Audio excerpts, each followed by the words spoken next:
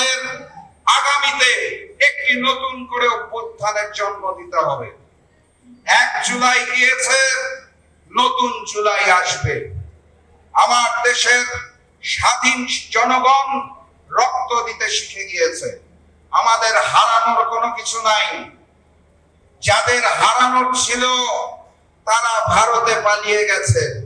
নতুন করে যারা হারাতে চায় তাদেরকে এখন চিন্তা করতে হবে কোন সংবিধান এবং কোন আইনের দোহাই দিয়ে বাংলার জনগণকে তারা থামিয়ে রাখবে। ইতিমধ্যেই ক্ষমতায় আসার পরে স্বৈরাচার হওয়ার জন্য, ফ্যাসিজম সৃষ্টি করার জন্য যা যা গুণাবলী প্রয়োজন সবকিছু আমরা এই বিএনপি সরকারের মাধ্যমে দেখে ফেলেছি। দেখা শেষ। তারা ক্ষমতায় আসা মাত্রই এই যে এত গণতন্ত্রের কথা বলে, জনগণের ভোটাধিকারকে হরণ করে তারা শুরুতেই প্রশাসনের বিভিন্ন জায়গায় নিজস্ব দলীয় লোকবলকে স্থাপন করা শুরু করেছে। দেখেছেন তো আপনারা নাকি?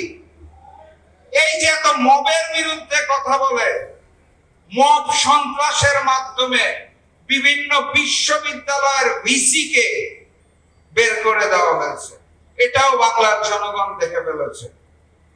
তারা একের পর এক অধ্যাদেশ বাতিল করা শুরু করেছে। এই যেখানে হাসিন ভাই বসে আছে, আমরা আয়না ঘরের সকল ঘটনা তাদের মুখে শুনেছি। ব্যারিস্টার আরমানের মুখে আমি ব্যক্তিগতভাবে শুনেছি। আমি চোখে পানি ধরে রাখতে পারি নাই। বিএনপির অসংখ্য নেতাকর্মীকে গুম করা হয়েছিল। বিএনপির অসংখ্য নেতাকর্মীর লাশটা পর্যন্ত বাড়িতে ফেরত আসে নাই। সেই গুম প্রতিকার প্রতিরোধের যে অধ্যাদেশ, সেই অধ্যাদেশ এই বিএনপি বাতিল করতে চায়।